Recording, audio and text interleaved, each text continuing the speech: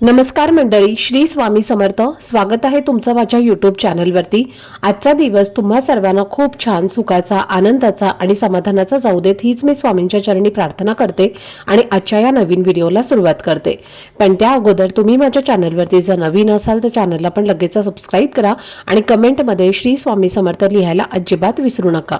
आज 15 फेब्रुवारी वार आहे रविवार आणि आजचा हा पवित्र दिवस म्हणजे महाशिवरात्री.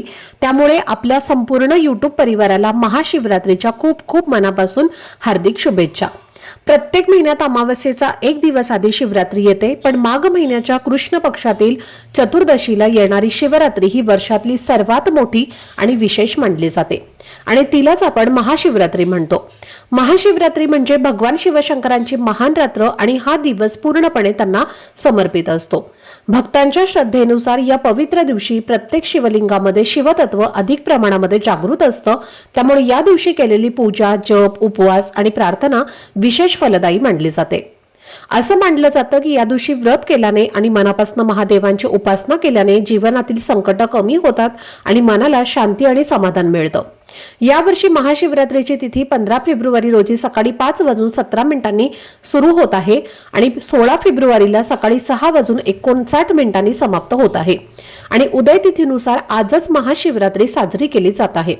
भक्तांच्या विश्वासानुसार या दिवशी भगवान शिव आपल्या भक्तांवर कृपा करतात आणि त्यामुळे वातावरणात एक वेगळीच सकारात्मक ऊर्जा जाणवते आणि म्हणूनच अनेक जण या दिवशी विशेष सेवा आणि साधे पण श्रद्धेने केलेले उपाय करतात. तर आजच्या या व्हिडिओमध्ये मी तुम्हाला एक अतिशय सोपा आणि सात्विक असा उपाय सांगणार आहे जो तुम्ही आज संध्याकाळी करू शकता. या उपायामध्ये कापूर लावून त्यासोबत एक पवित्र वस्तू अर्पण करायची आहे, म्हणजे जाळायची आहे आणि अशी श्रद्धा आहे की त्यामुळे घरातील नकारात्मकता कमी होते, वातावरण शुद्ध होतं आणि मनातील भीती, ताण आणि अस्वस्थता दूर होण्यास मदत होते. जेव्हा घरातील वातावरण प्रसन्न आणि शांत होतं तेव्हा कुटुंबातील सदस्यांची प्रगती, आरोग्य आणि आनंद यांनाही सकारात्मक दिशा मिळते आणि हळूहळू अडचणींवरती मात करण्याचं बळ मिळतं. तर ही वस्तू कोणती आहे, ती कशी वापरायची आणि नेमक्या कोणत्या वेळेत हा उपाय करायचा याबद्दलची संपूर्ण माहिती आजच्या व्हिडिओमध्ये मी तुमच्यासोबत शेअर करणार आहे. त्यामुळे व्हिडिओ हा स्किप न करता शेवटपर्यंत नक्की पहा, जेणेकरून तुमच्यापर्यंत योग्य ती माहिती पोहोचेल. आणि तुम्ही माझ्या चॅनलवरती जर नवीन असाल तर चॅनलला पण लगेच सबस्क्राईब करा आणि बेल आयकॉनला पण प्रेस करा, म्हणजे मी जेव्हा कधीही नवीन व्हिडिओज अपलोड करेन त्याचं नोटिफिकेशन सर्वात आधी तुम्हाला मिळेल आणि तुमचा एकही व्हिडिओ हा मिस होणार नाही. तसेच खाली असलेल्या हाय बटनवर सुद्धा क्लिक करा. तर आजच्या या व्हिडिओमध्ये तुम्हाला मी जो उपाय सांगणार आहे तर हा उपाय तुम्ही आज महाशिवरात्रीच्या पवित्र संध्याकाळी करायचा आहे आणि हा उपाय करण्याची वेळ संध्याकाळी 6 वाजल्यापासून ते रात्री 12, 12:30 आणि अगदी 1 वाजेपर्यंत सुद्धा तुम्ही हा उपाय करू शकता. कारण महाशिवरात्रीची रात्र ही अत्यंत पवित्र आणि साधनेसाठी श्रेष्ठ मानली जाते आणि या संपूर्ण काळात वातावरणात एक वेगळीच शांतता आणि सकारात्मक ऊर्जा अनुभवायला मिळते. परंपरेनुसार या रात्री 4 प्रहरांमध्ये भगवान शिवांची पूजा केली जाते. त्यामुळे 6 वाजल्यानंतर तुम्ही तुमच्या सोयीप्रमाणे कोणत्याही वेळी हा उपाय श्रद्धेने करू शकता. असं म्हटलं जातं की महाशिवरात्रीचा दिवस हा जीवनातील अडचणी, ताणतणाव आणि नकारात्मक विचार दूर करण्यासाठी खूप महत्त्वाचा मानला जातो आणि या दिवशी शांत मनाने केलेली प्रार्थना मनाला नवी दिशा देते. काही वेळा घरामध्ये सतत ताणतणाव असतो, कामात यश मिळत नाही, मेहनत करूनही समाधान मिळत नाही, पैशांची अडचण भासते, कुटुंबात वाद होतात किंवा घरात आजारपणाचं वातावरण असतं, तेव्हा आपल्याला वाटतं की घरातील ऊर्जा संतुलित नाही. वास्तुशास्त्रात सकारात्मक आणि नकारात्मक ऊर्जेचा उल्लेख केला जातो आणि जेव्हा घरात सकारात्मकता वाढते तेव्हा सुख, शांती आणि समृद्धी सुद्धा आपोआप वाढू लागते. जर मुलांच्या प्रगतीत अडथळे येत असतील, त्यांचं अभ्यासामध्ये लक्ष लागत नसेल किंवा ते अभ्यासामध्ये लक्ष देत नसतील, वारंवार आजारी पडत असतील किंवा कुटुंबातील सदस्यांच्या कामात अडथळे येत असतील, महत्त्वाची कामं पूर्ण होत नसतील, कितीही कष्ट केले तरी अपेक्षित यश मिळत नसेल किंवा कमावलेला पैसा टिकत नसेल, तर अशा वेळी हा साधा पण श्रद्धेने करायचा उपाय तुम्ही आज नक्की करून पहा. हा उपाय अंधविश्वास म्हणून नव्हे तर मनातील नकारात्मकता दूर करून सकारात्मकतेला आमंत्रण देण्यासाठी करा. कारण काही विशेष दिवस आपल्या मनावर आणि आपल्या विचारांवरती खोल परिणाम करतात आणि महाशिवरात्री हा तसाच एक दिवस आहे.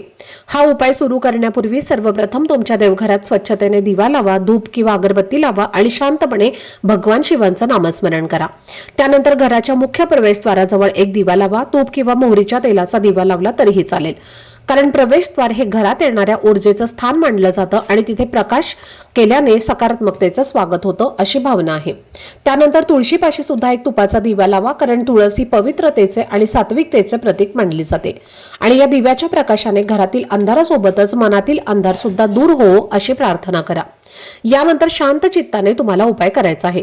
पूर्ण श्रद्धेने हा उपाय करा आणि मनामध्ये ओम नमः शिवाय या मंत्राचा जप करा आणि तुमच्या घरासाठी, कुटुंबासाठी आणि स्वतःच्या प्रगतीसाठी मनापासून प्रार्थना करा, कारण जेव्हा मनापासून प्रार्थना केली जाते तेव्हा ती आपल्याला मानसिक बळ देते आणि तेच बळ आपल्याला अडचणींवरती मात करण्यासाठी मदत करतं। महाशिवरात्रीच्या या पवित्र रात्री केलेली साधना आणि प्रार्थना कधीही वाया जात नाही आणि ती आपल्या आयुष्यात सकारात्मक बदल घडवण्यासाठी प्रेरणा देत राहते। आता हा उपाय करण्यासाठी आपल्याला कापूर जाळण्याचं भांड घ्यायचं आहे किंवा तुम्ही एखादी मातीची पणती सुद्धा घेऊ शकता किंवा एखादी प्लेट घेतली तरी सुद्धा चालेल। सर्वप्रथम आपल्याला यामध्ये कापूर जाळण्याच्या भांड्यामध्ये मूठभर तांदूळ ठेवायचे आहेत आणि त्या तांदळावरती आपल्याला 7 भीमसेनी कापराच्या वड्या ठेवायच्या आहेत।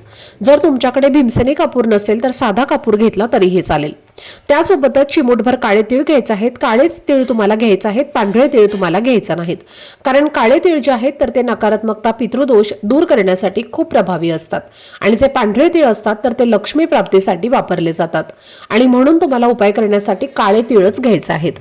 आणि यानंतर तुम्हाला चिमूटभर पिवळी मोहरी घ्यायची आहे आणि जर तुमच्या घरामध्ये पिवळी मोहरी नसेल तर तुम्ही काळी मोहरी सुद्धा घेतली तरीही चालेल। आणि त्यासोबतच तुम्हाला 3 अखंड फुलाच्या लवंगा घ्यायच्या आहेत। लवंगा घेताना कुठेही तुटलेल्या फुटलेल्या अशा घेऊ नका, चांगल्या 3 लवंगा तुम्हाला घ्यायच्या आहेत।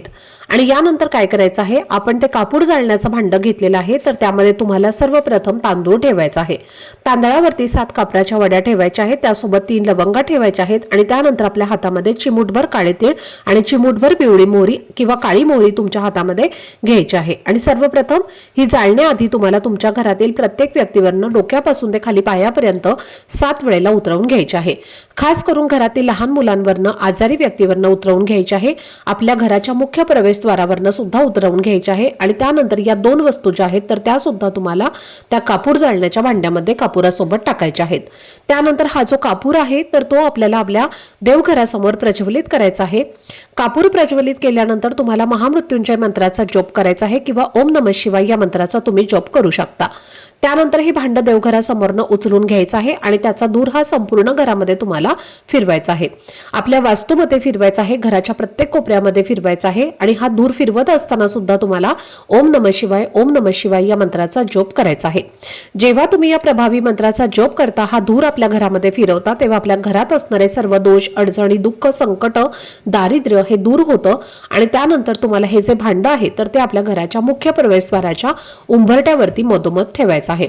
उंबरठा नसेल तर जिथे कुठे ठेवायला जागा असेल तर तिथे तुम्हाला काही वेळासाठी हे कापराचं भांड ठेवून द्यायचं आहे। त्यानंतर त्या भांड्यामधल्या सगळ्या वस्तू जळून शांत झाल्यानंतर तुम्हाला काय करायचं आहे, त्यामध्ये जी काही थोडीफार भस्म किंवा जी राख आहे तर त्या राखेचा घरातील प्रत्येक व्यक्तीच्या कपाळावरती तिलक लावायचा आहे आणि त्यानंतर थोडीशी राखी उंबरट्यावरती सुद्धा टाकायची आहे आणि त्यानंतर यामधल्या सगळ्या वस्तू तुम्ही निर्माल्यामध्ये किंवा डस्टबिनमध्ये टाकल्या तरीही चालेल। आणि जेव्हा तुम्ही हा उपाय करत आहे तेव्हा उपाय करण्यापूर्वी सर्वप्रथम तुम्हाला तुमच्या घराचा मुख्य दरवाजा, खिडक्या ज्या आहेत तर त्या उघडा करून ठेवायच्या आहेत, जेणेकरून जेव्हा तुम्ही हा उपाय करता तेव्हा त्यातून जो काही धूर निघतो तर त्या धुराच्या मार्फत आपल्या घरामध्ये असणारे वास्तुदोष किंवा इडापिडा, नकारात्मकता जी आहे तर ती आपल्या घरातनं बाहेर जाते आणि आपल्या घराकडे लक्ष्मी ही आकर्षित होत असते। त्याचबरोबर जर तुमच्या घरामध्ये सतत नवरा बायकोची भांडणं होत असतील, दोघांचा अजिबात पटत नसेल, कोणतीही गोष्ट बोलायला गेल्यानंतर त्याचं रूपांतर हे भांडणामध्येच होत असेल तर त्यासाठी तुम्हाला एक अत्यंत प्रभावी असा उपाय करायचा आहे। कारण पहा, जो महाशिवरात्रीचा दिवस आहे तर या दिवशी भगवान शिव आणि माता पार्वती यांचा विवाह झाला होता आणि म्हणून नात्यामध्ये गोडवा निर्माण करण्यासाठी हा दिवस खूप महत्त्वाचा असतो।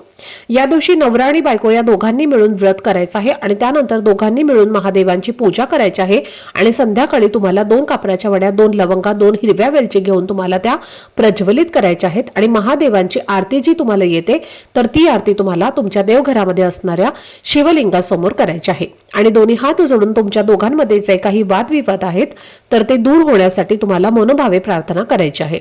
तर हा उपाय तुम्ही नक्की करून पहा। हा उपाय जर तुम्ही केला तर नक्कीच पती पत्नीमधले जे काही सर्व वादविवाद आहेत, कटकटी आहेत तर त्या सगळ्या दूर होतील। त्याचबरोबर जर तुमच्या घरामध्ये एखादी व्यक्ती सतत आजारी पडत असेल, कितीही दवाखाना केला तरी सुद्धा त्या व्यक्तीला कोणत्याही प्रकारचा फरक पडत नसेल, गुणच येत नसेल, तर अशा वेळी पहा, शिवपुराणामध्ये सांगितलेला एक उपाय तुम्ही आज नक्की करा. तर यासाठी तुम्हाला काय करायचं आहे, 7 बोरं घ्यायची आहेत. तर पहा, सध्या बोरांचा मार्केटमध्ये सीझन आहे, तर मार्केटमध्ये ही बोरं मिळतात, आपण ती खात असतो. तर त्याला बेर सुद्धा बरेच जण म्हणतात, तर बोरं सुद्धा म्हणतात. तर अशी 7 बोरं तुम्हाला घ्यायची आहेत. फक्त खराब झालेली घेऊ नका, चांगली 7 बोरं तुम्हाला घ्यायची आहेत. आणि त्यानंतर ही 7 बोरं घेऊन तुम्हाला महादेवांच्या मंदिरामध्ये जायचं आहे. स्वतः आजारी व्यक्तीने हा उपाय केला तर अतिशय उत्तम.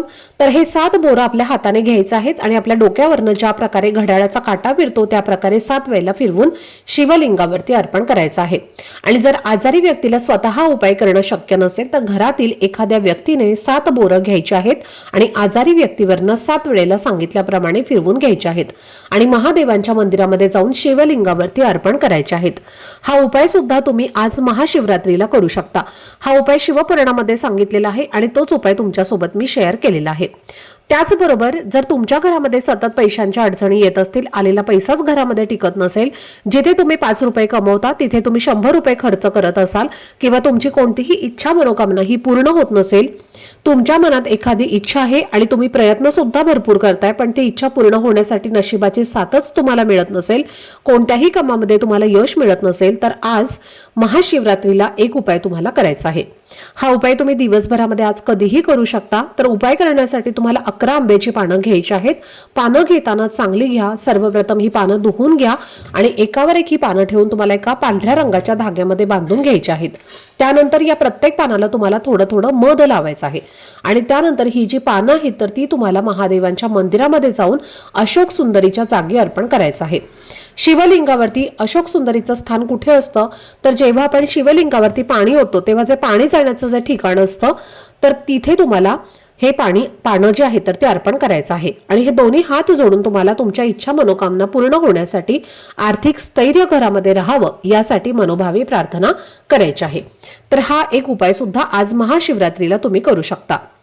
महाशिवरात्रीला आपण जे काही उपाय करतो तर ते खूप जास्त प्रभावी ठरतात.